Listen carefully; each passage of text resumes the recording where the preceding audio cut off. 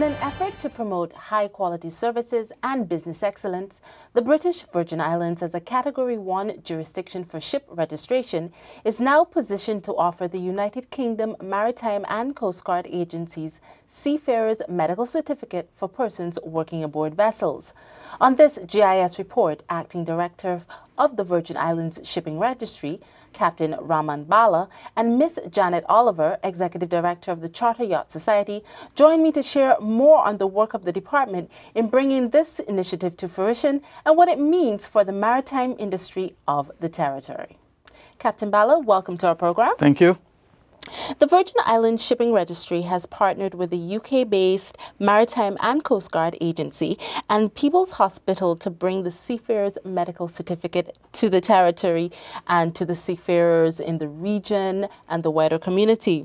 For the benefit of our audience, what is this medical certificate and what does it mean for the territory in terms of offering a one-stop shop experience for investment and building capacity?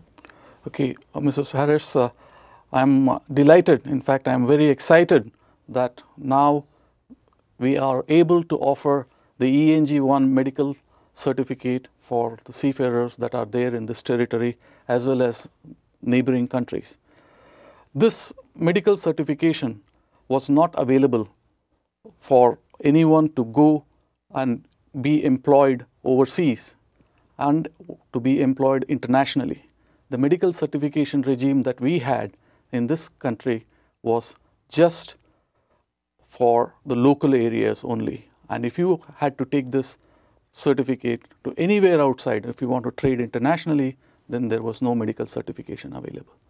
So there was a need for this, and we thought that this would be ideal time to bring this facility to the People's Hospital, where they have got fantastic facilities for testing and finding out if people are healthy. So we thought that this would be an ideal opportunity to include this service for the seafarers.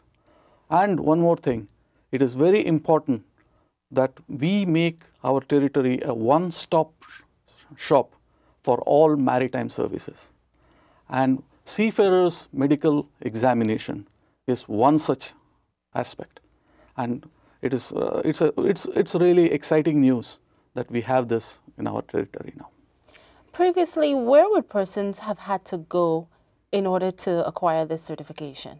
Okay, the ENG 1 medical certification, only a handful of doctors, just a handful of doctors are certified overseas to carry this out.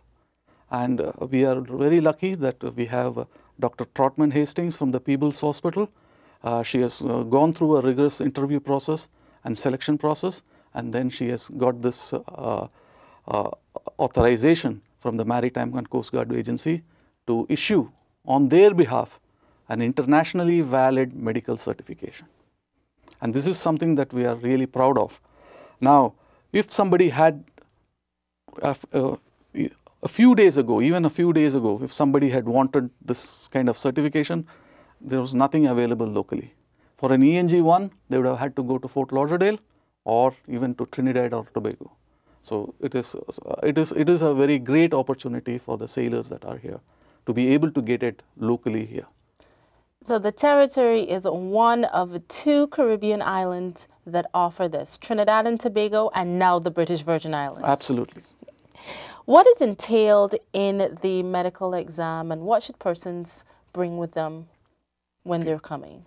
Okay, the basic thing about this medical examination is the doctor will want to assess if that person is medically fit and if they are in the peak of their health before they proceed on board the ship. So they will conduct various examinations. It depends, the level of examination depends upon the condition of the candidate. So if they are very healthy, then there will be hardly any examination, just a basic test and they will be through. But if they declare that they have got some certain conditions, then the doctor will want to check those conditions and make sure that that will not affect the health of that person when they are on board the ship. For going to the medical examination, they would want to see an identity document, okay, such as a passport or a seaman discharge book. The second thing would be that they would want to know where you are going to trade, so that they will know what kind of exposure that the candidate will be having, so that they can make an assessment of the extent of the examination. The third they will need is, if you have a previous report, then you should carry all those reports with you. So just these 3 documents are needed. If you don't have a previous report, then just fine, just the 2 documents are enough. Captain BALA, what types of conditions would persons, seafarers on a vessel be exposed to that would require them to have this type of rigorous examination? Okay. Seafaring is not for everyone's cup of tea, as they say. It needs a certain rigorous physical fitness. It needs a rigorous mental fitness and alertness.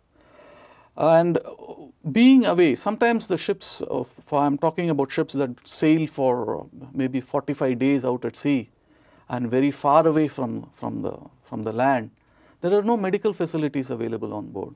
So you have to be fit.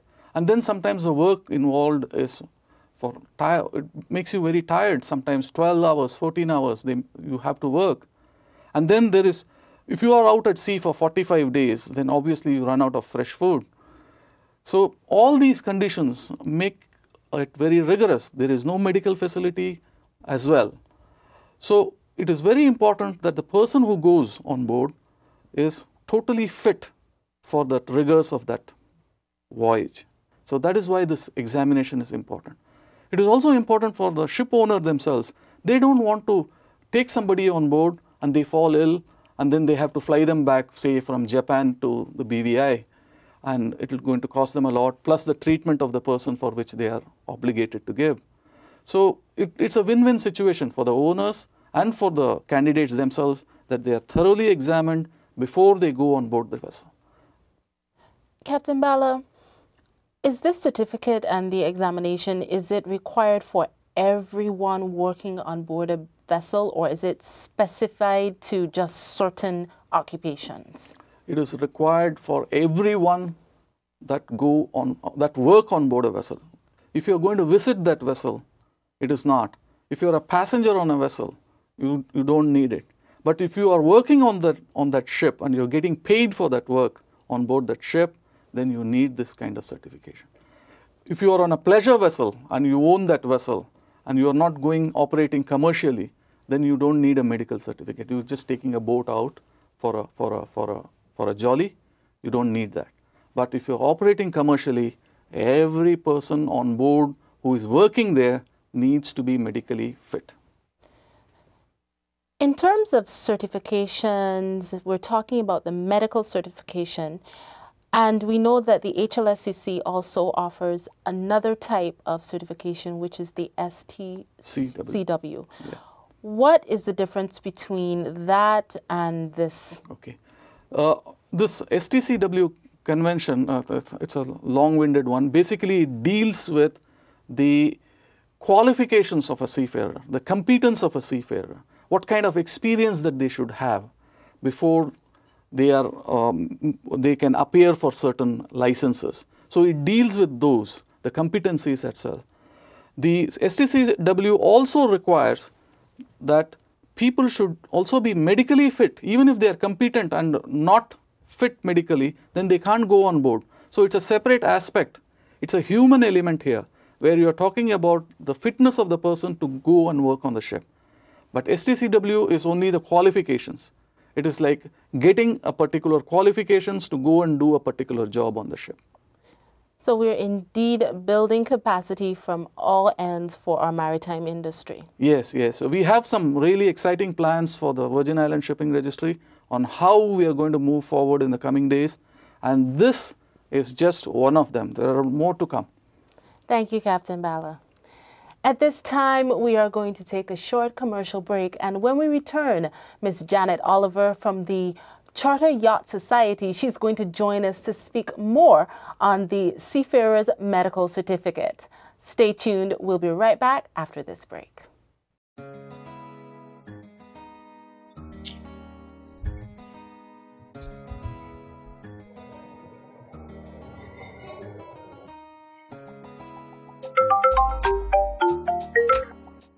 Yes, hello?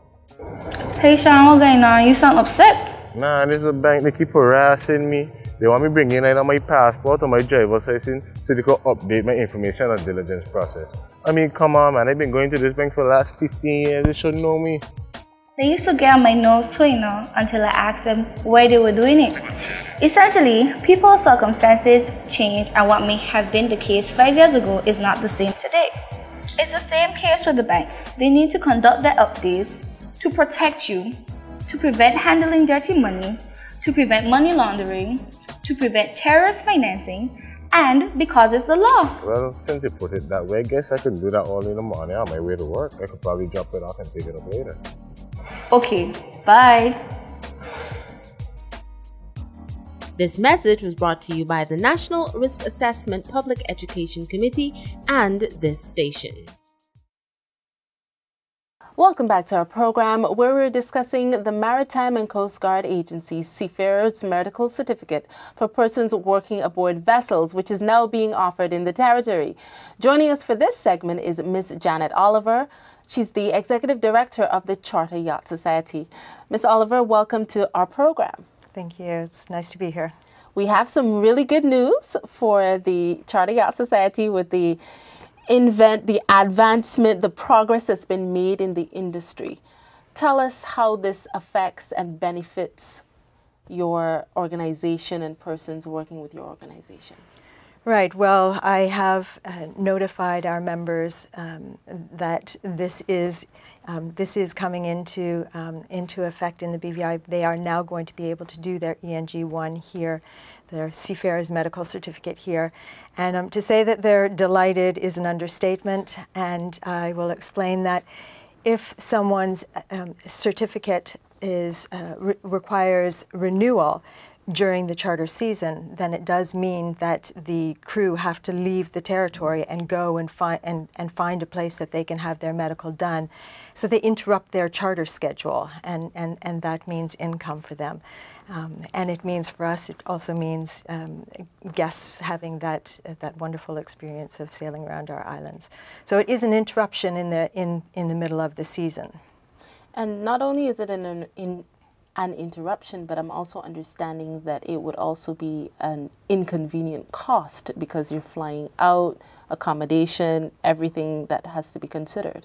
Sure. Yes, there definitely is. There are additional costs if they have to leave the territory. We spoke about, in our first segment of our program, we spoke about the working conditions on the bigger vessels that would require such a rigorous certification and examination.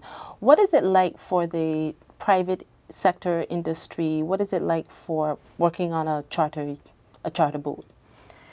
Well, not quite as demanding as being out at sea for 45 days at a time, more like you go out for 7 days, but you do have guests for whom you are responsible, and it can be, it's not only physically demanding because you are operating a vessel, but it also can be demanding in other ways because you are catering to clients. So you might have 6, 8, 10 guests on board your vessel, and there are a lot of needs and wants that are expressed during that time. And the crew oftentimes do things with, well, in most instances, they do things with the clients. So they go diving with them, or they take them hiking, or they go snorkeling with them. So they engage in a lot of physical activity, whether it's operating the vessel or whether it's sharing the territory with their guests. So we have the different aspects from the bigger vessels to being water ambassadors for our visitors as they come to the territory. Mm-hmm.